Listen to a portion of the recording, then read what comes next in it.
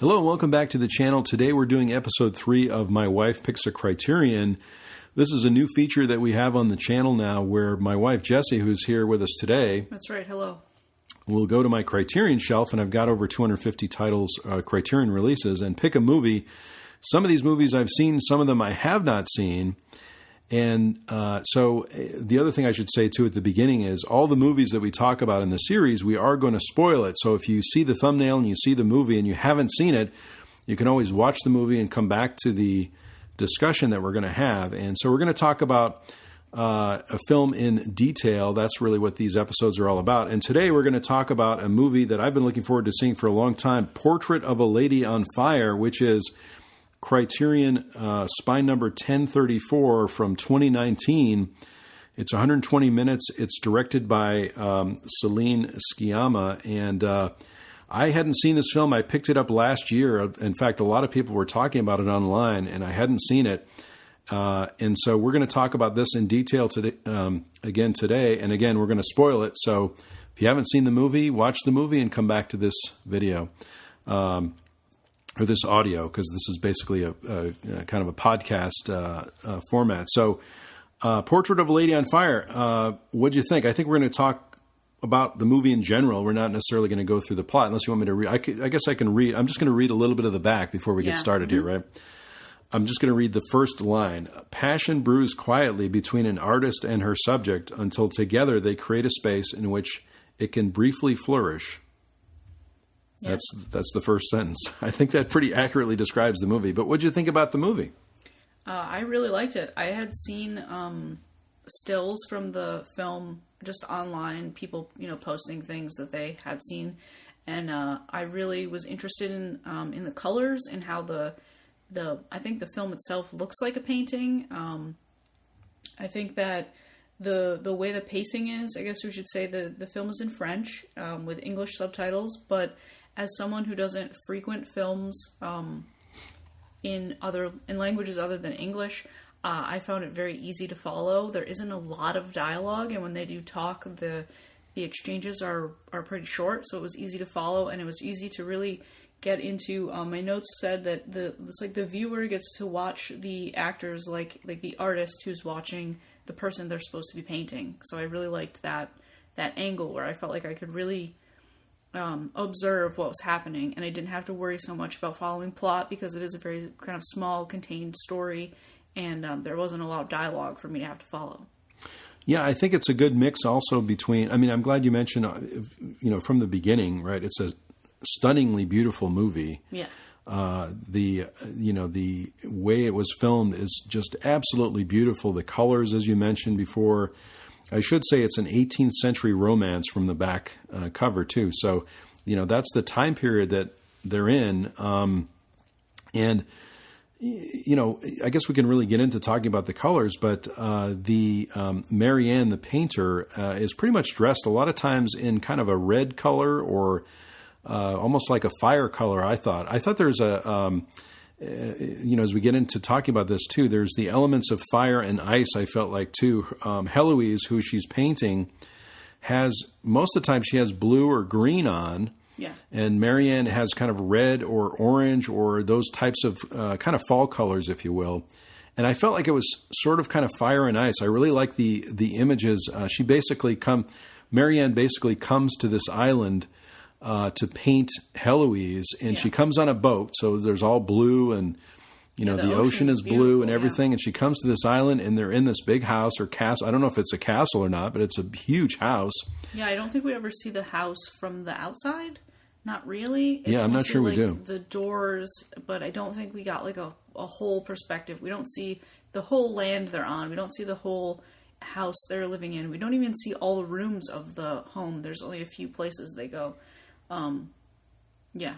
But obviously, when she comes into the room in the house that they're in, the doors are pale blue, kind of as a way to indicate that maybe there's going to be some type of interaction between these two characters, right? She's coming in kind of this red, and Heloise is all in blue, and there's like a pale blue basically. There's a curtain that she has, or something that's hanging on a line basically to give her some privacy, but that's also blue. Yeah, I think she's staying in like the parlor or like like a sitting room or something. It's not a bedroom. They were specific about that in the beginning, that it was odd that Marianne was staying in this this non-bedroom room, which was because Heloise's mother has commissioned the painting because the previous painter failed at painting Heloise's photo before she's married. And so they hire Marianne to paint a portrait, and she has to do it in secret because they're afraid that if they tell Heloise that they want to paint her again, that she won't sit for it or she won't agree or anything. So Marianne has to follow Heloise on their walks. Heloise thinks that she's been hired as a day walker or a companion. chaperone, chaperone companion, so that they can walk on the grounds. But Marianne is supposed to be, stealing glances and studying her from afar so that she can paint her when they're not together. Yeah, I also like there's a lot of this in the beginning, but I think throughout the movie too, where you see Marianne kind of painting up close or drawing with charcoal up close on the canvas, which is great to watch. It's very meditative to see that as well. I think you pointed out in the beginning too. Criterion does a great job, of course, with the subtitles, right? So the subtitles are typically in kind of a bright white, but it's not really distracting to the movie. Right, I didn't feel like, but I do like that there's a mix of, there's not a lot of reading to do in the beginning. There's a lot of silent moments.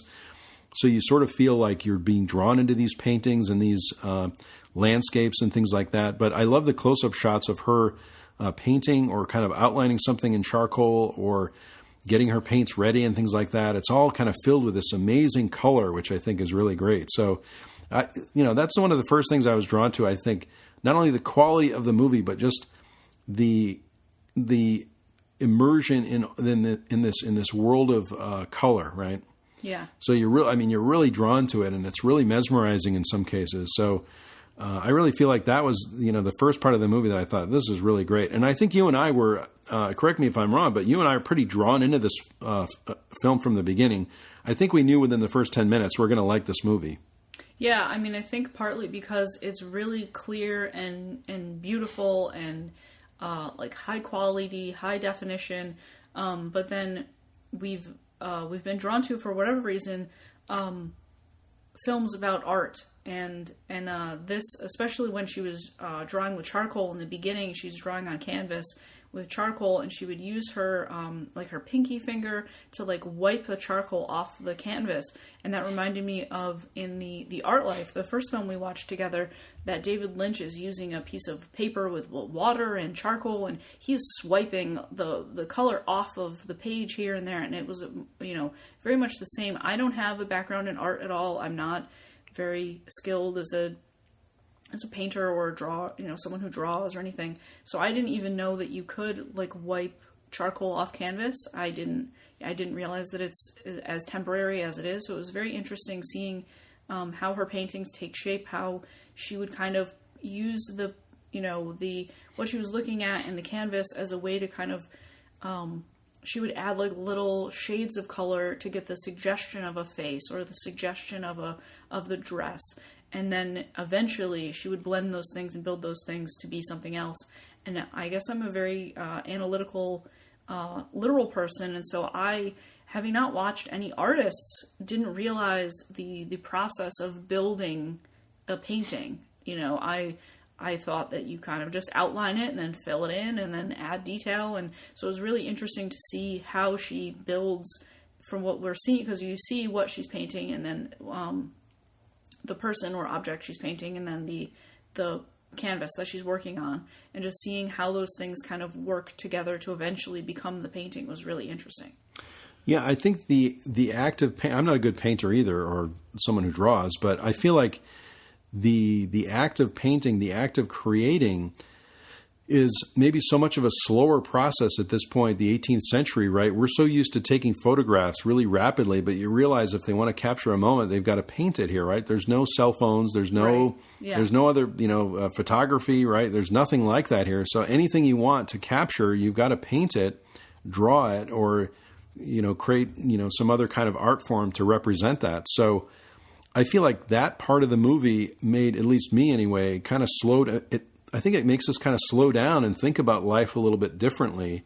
You and I are big fans of minimalism too, right? So we kind of like the idea of maybe being in the wilderness or being away from all this technology or taking a break from technology in a way. Yeah. And I feel like this movie is very contemplative in that way. Even again in the beginning, I'm remembering also these images of the fire, just having a fire going in the house and eating something, preparing a meal, doing some of these kind of simple things, holding a candle, doing a lot of these things really kind of calms you down, at least for me anyway, as I watch the movie.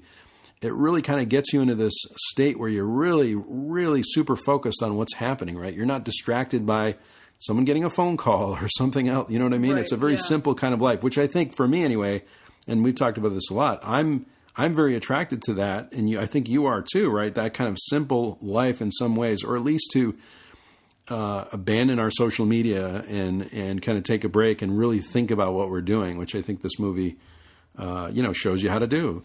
Yeah, I mean, I think that I definitely got a lot of those feelings. I think at one point I was watching the film and I was thinking like, maybe I should just unfollow everyone on Instagram, I think that it does kind of highlight that life can be really simple. And I know that they live in a completely different time period than we do, but her only job was to come and paint this woman. The rest of her time was kind of her own. And while they were on an island, and so there weren't that many people around, it just reminds me a lot of like how fast-paced and like must be productive always like our current lifestyle is, right? She was hired to do this job, and she would paint and she would walk with this new person she didn't know, and she would talk with the one maid girl that would cook the meals, and she would tend to the fire and make the bed. But other than that, like, I think they read a book, they talked, like they didn't do, it's not like they had like go every single second of the day.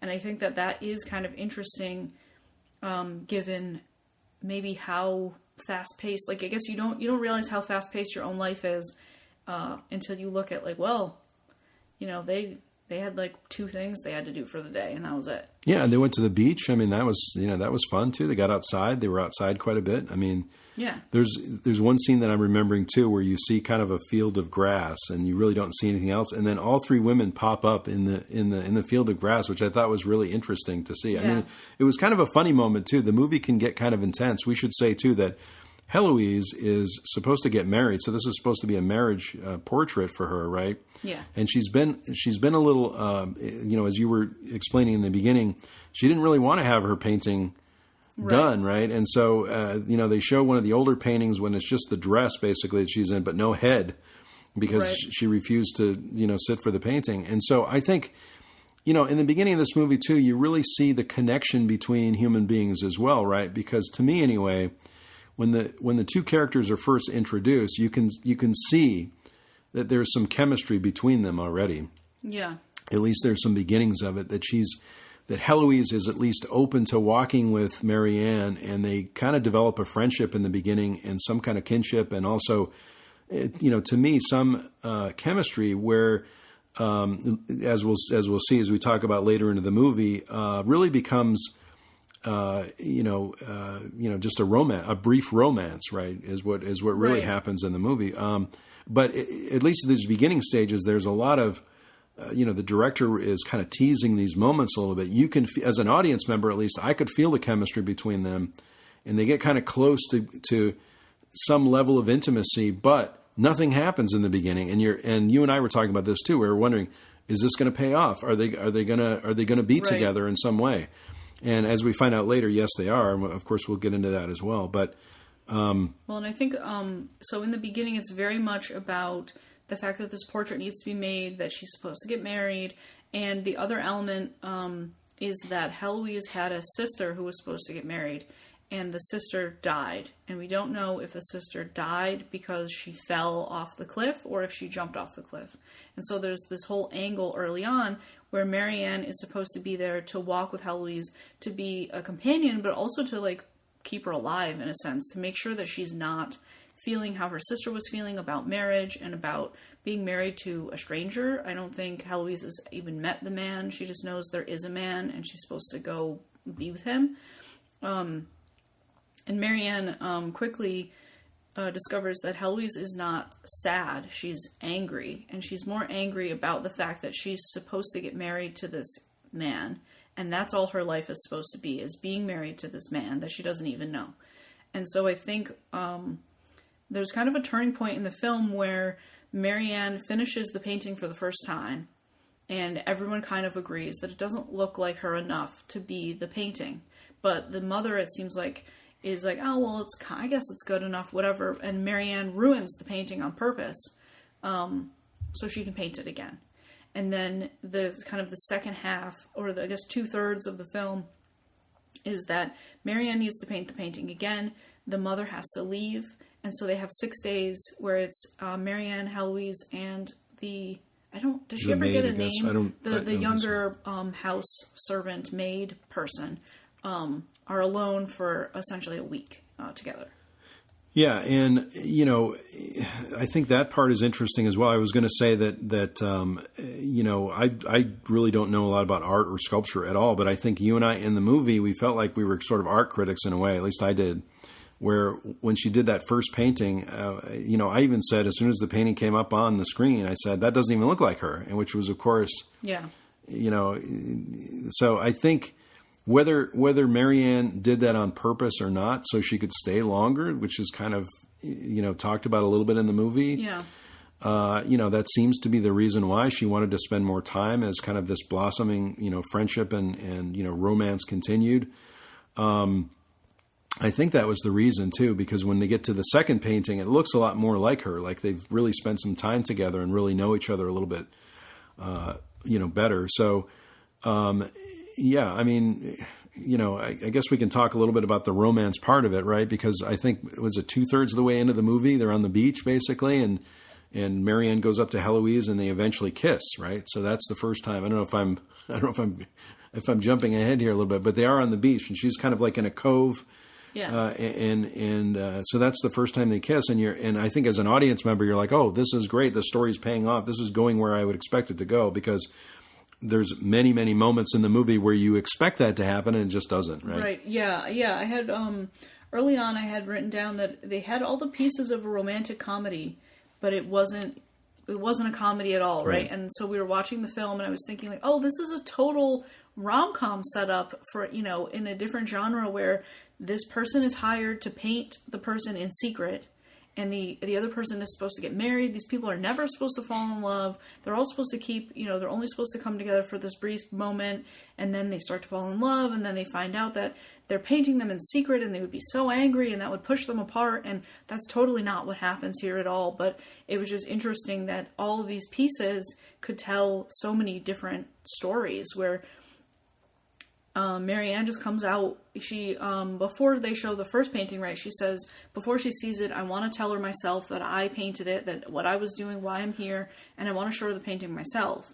And so they have this moment together where they see the painting together, and then she realizes that it's not right. And so for whatever reason, she wipes it away.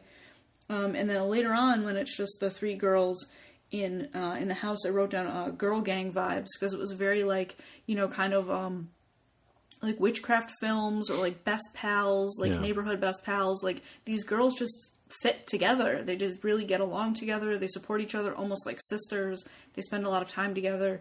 They tend to they kind of loosen up together. Their hair isn't as perfect anymore. They're not necessarily wearing their like day gowns together. And it was interesting how they kind of, as they got to know each other, they got comfortable together, and the whole dynamic kind of changed, as opposed to fitting these little boxes they were supposed to be in. Yeah, I'm glad you mentioned that too, because there's some really nice moments in the movie, like when they're playing cards. That's one of the greatest, scenes. They're just having some laughs playing cards, 18th century style, right? With the like, it looks like hand-drawn cards or whatever, but they're just having a great time doing that. There's another scene where they go around a bonfire, and then the women start to sing, which is absolutely beautiful. The whole choreography of that, and the song and the singing, and just the camaraderie, I think, between all the women is just amazing. We should say there's really no men in this movie either. There's a guy at the end who says bonjour, and that's it, I think. And then I think there's some guys in the boat in the beginning that take Marianne to the island, which is totally fine. I'm completely okay with that too. As I was watching the movie, I don't really miss the men being in the movie at all. It was a perfect, movie in that all those characters you would expect to see there, you didn't really miss the men. I didn't feel like anyway. I don't know how you felt about it. No, I mean, I think it works with just the 3 or 4 characters that we really have, and later in like the last maybe 15 minutes, there's a lot more people in the film, but they don't really have too many lines, and but yeah, I think it works. Like, the pace is slow, but it feels intentional. It doesn't feel slow, like, oh, I can't believe this movie's taking a long time. It doesn't feel like that. And I really did like to get to know the characters and how the story kind of shifts from this job to this romance and understanding each other and connecting. And there's one point in the film too where, I think it may be the card scene also, where Heloise starts reading the story of Orpheus and Eurydice, which is kind of a parallel as well in the movie, where I'm not going to get this story right probably, but they're basically, I'm going to really simplify it here, but I think Orpheus is following Eurydice out of the underworld in some way, or they're coming up to the surface, and the rule is that if she turns back to look on him, that opposite? I don't know anybody's name, but basically, he loses his wife in the underworld, and he has to go get her from the underworld, and he goes and gets her, and they're going from the underworld to the surface, and they can make it out both alive if they don't, if he doesn't look at her, I think. And so she reads the story in French, obviously, and in the end, he looks at her, and so she has to go back to the underworld. And so in the film, they get into a discussion about, did he look on purpose or did she ask him to look? Which is kind of, to me, a connection to the sister in the beginning. Did she jump or did she fall? And the woman who works at the house said, well, I think she jumped because she didn't cry out when she went over the ledge. And so to me, it was sort of saying, like, in this story, she was connecting with, it's like, did the woman make the choice or did the man make the choice? And that's kind of maybe what these women are dealing with in general is, do I get to decide for myself or is someone else deciding for me? Yeah, and I also I'm glad you clarified that too. That was helpful because, the other thing I noticed in the movie is the camera sometimes is following the back of the head of Marianne, let's say, or Heloise, right? And there's this sense of even towards the end where Marianne's walking out the door and she hears a command to look back and she looks back, right? So there's a lot of this, do I look back or not? There's you and I always talk about this thing in movies where if a character really loves the other character, they always, if they're walking away, they do a quick look back, right? Right.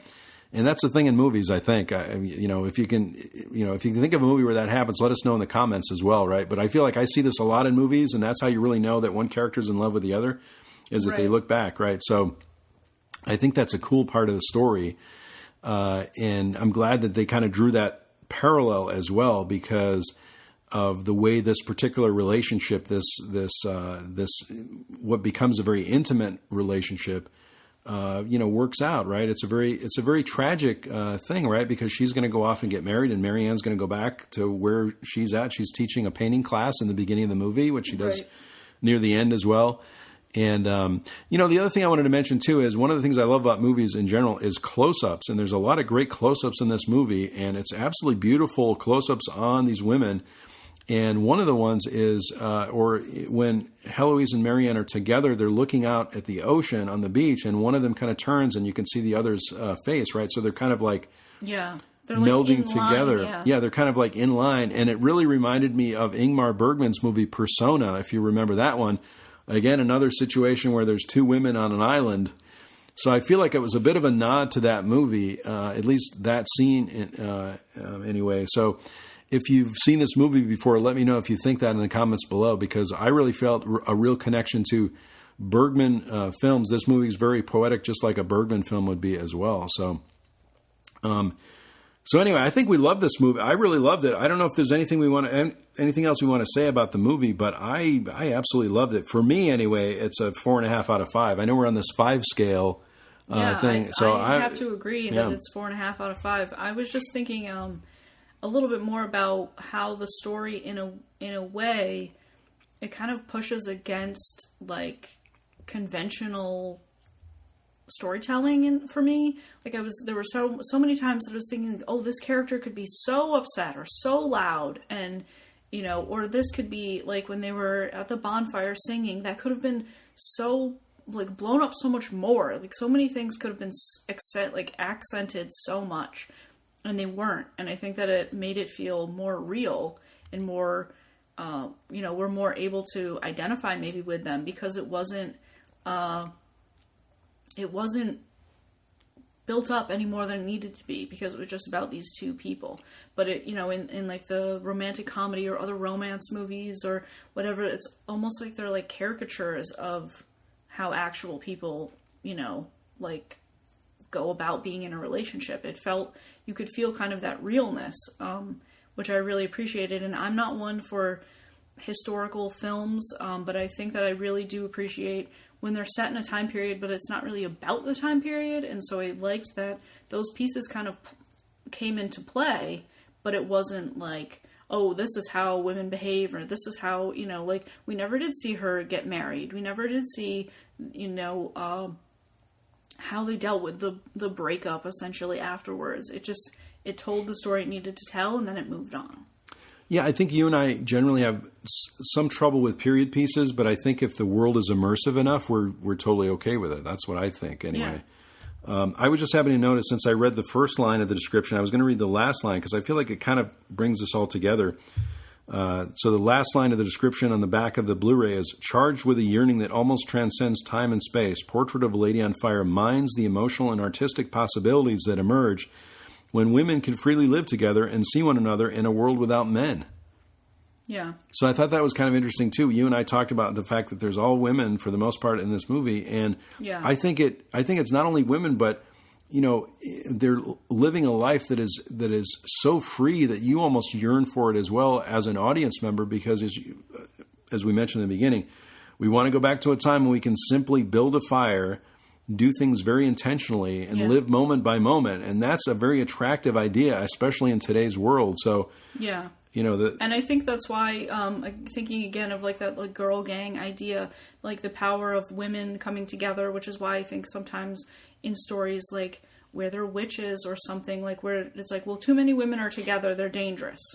And I didn't feel that same type of story, but I did see the power of when women come together, what they can do for each other. Like, they had to go see another woman for some medicine. And so like, all the women came together and they were singing. Like, it's like they all understand each other on just a different level than maybe normal times do, in a sense. Like, they just get more about each other. Yeah. And they get very creative and can solve problems and work on things too. But I like this idea of living freely. I think that's great. I think that's a great idea. So, did you say what you liked? Was it a 4.5 out of 5 for you, or was it a 4? Yeah, I think it was a 4.5. Yeah. 4.5 out of 5. Okay. So, this has been great. I absolutely love this movie. It's a brilliant movie. If you get a chance to pick it up, again, Spine number 1034 from the Criterion Collection, Portrait of a Lady on Fire. We loved it. This was a great pick. I'm glad that you and I saw this for the first time together. I think the past couple of films I've seen before, so this was great that you picked this one up. I had this one at the top of my watch list, but I didn't. We should say too, I don't really influence your choices either. You just go to the shelf and pick a movie, and then we watch it, right? So that's kind of the rules that we did, that we established. So yeah, I mean, I know a little bit about what's on the shelf, but my process is basically I go to the shelf, or I'm prompted to go to the shelf, I should say. We do this episode, and then I wait, and then eventually you say like, okay, I think it's time to pick a new movie. I go to the shelf. I sometimes read all the titles. Sometimes something just calls to me. Sometimes a couple things call to me and I have to come back, and then I pull the film out a little bit and say, I've made my pick, and you go check it out, and we take it off the shelf. If it's on the Criterion channel, we'll probably watch it there. If it's not, we'll just use the physical copy and go from there. Right. I mean, I think it's great to do, and we may do this, with other collections, not just Criterion Collection, but for right now, I feel like we're really taking time, at least in the winter, to really go through the collections. You love to read. I love to watch movies. And we're really using what we have. Even though I'm always collecting things, you're always collecting books, I'm collecting movies. I feel like maybe we've slowed down a little bit in that, and we're really enjoying the collection that we have. I think that's part of collecting, too. You don't just want to necessarily just continue to get things, but really kind of sit down and really study these movies, which is again, part of the fun for me. I love learning new things and studying new films that I haven't seen before, and this is just a great way to do it. So we're really loving this feature on the channel. Let us know in the comments if you're liking this, or what are your thoughts on it. I want to say thanks to everyone for watching, listening in this case, right? Because we just have a thumbnail up for these videos, or for these audios, I guess, podcasts. But thanks so much for subscribing. If you like this, click on like, subscribe to my channel. That would be really great. I sincerely hope everyone is safe and well, and we'll talk to you soon.